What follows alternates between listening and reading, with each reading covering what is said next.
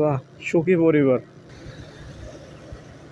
ও, Hornet ভাই তো খুব জেন্টাল রাইডার। ভাইয়ের পিছন পিছন ফলো করি, কারণ সামনে একটা বাইক থাকলে ওটা আর কি আরো বেশি ভালো হয়। ও ও ও ও রে, রাস্তার মাঝে কি পরিমাণ যে ভাঙা! ওরে, হর্নেট তো টান দিল। চলেন হর্নেটের পিছন পিছন যাই। অ্যান্ড বাংলাদেশের মার্কেটে এই হর্নেট বাইকটাও কিন্তু অসাধারণ একটা বাইক। যে বাইকটা এখন এই যে সামনে এক ভাই রাইড করতেছি, যদিও তার আমি চিনি না, সে আমাকে এইমাত্র ওভারটেক করলো। অ্যান্ড বাইকের পিছনে রাইড করলে তো ভালোই মজা আছে। সামনে ক্যামেরার সামনে যদি একটা বাইক থাকে তাহলে আপনারাও মানে ভিডিওটা মোবাইল স্ক্রিনে দেখে মজা পাবেন। এই কারণে ওনার পিস পিস রাইড করতেছি। অ্যান্ড উনিও প্রায় 60-65 স্পিডে রাইড করতেছে।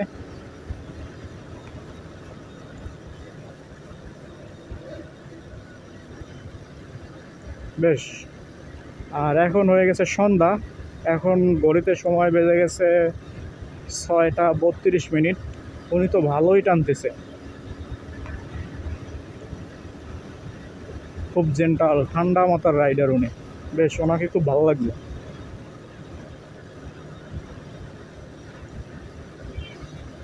এরকমের রাইডার রাস্তায় আসলে দরকার।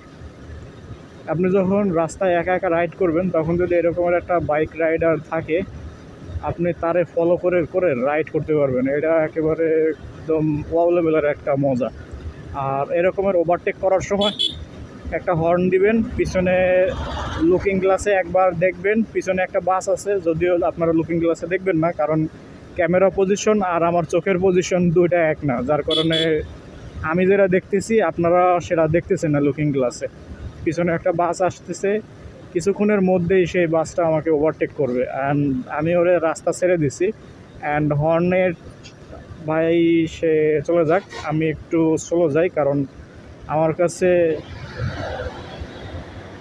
আমার কাছে এই রাস্তাটা এনজয় করাটাই সব থেকে বেশি ভালো লাগে। এই হচ্ছে অবস্থা। আমি রাইড সবসময়ের জন্য আস্তে ধীরে রাইড করি ভাই, আমি একজন ঠান্ডা মাথার রাইডার।